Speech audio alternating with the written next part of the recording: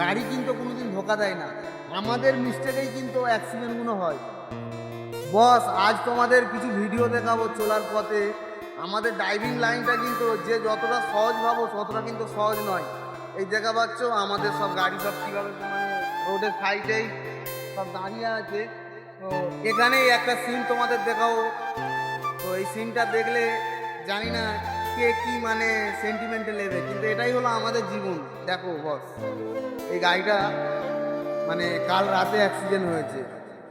আমরা চলার পথে কিন্তু রোডে ঘাটে বহু অ্যাক্সিডেন্ট দেখি, জানি না ড্রাইভারটা বেঁচে আছে নাকি। তো এখানে আমাদের গাড়ি মানে সাইড করে রেখেছি, এই আমাদের গাড়ি সাইডে আছে দেখা পাচ্ছ, আমার গাড়িতে বালি লোড আছে। তো শুধু অবস্থাটা অ্যাক্সিডেন্টটা শুধু দেখেছো তো, এটা যে মানে যে জায়গায় অ্যাক্সিডেন্টটা হয়েছে বন্ধুরা, অ্যাকচুয়ালি ব্রেকের প্রবলেমেই অ্যাক্সিডেন্টটা হয়েছে। আমি একটা ড্রাইভারের মুখেও শুনলাম, মানে পোঁদে ডাইরেক্ট মেরেছে। কিন্তু অ্যাক্সিডেন্টটা দেখেছো কীভাবে অ্যাক্সিডেন্টটা হয়েছে। তো এটাই হলো আমাদের ড্রাইভারি জীবন বস। আমরা রোডে ঘাটে চলি, একটা আমরা অ্যাক্সিডেন্ট দেখি না, মানে আমাদের মতন বহু ছেলে আছে গাড়ি লাইন ছেড়ে দিয়েছে।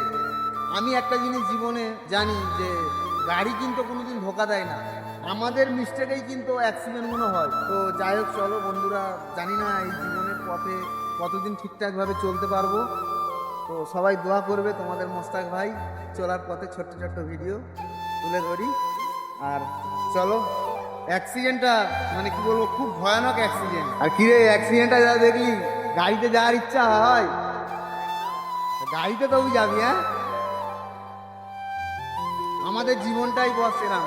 চলার পথে আমরা হাজার হাজার ড্রাইভারের জীবন চলে যেতে দেখেছি, কিন্তু তবুও পথটা ছাড়ার কোনো মানে অনুমতি কোনো সময় রাখিনি, আর রাখবো না।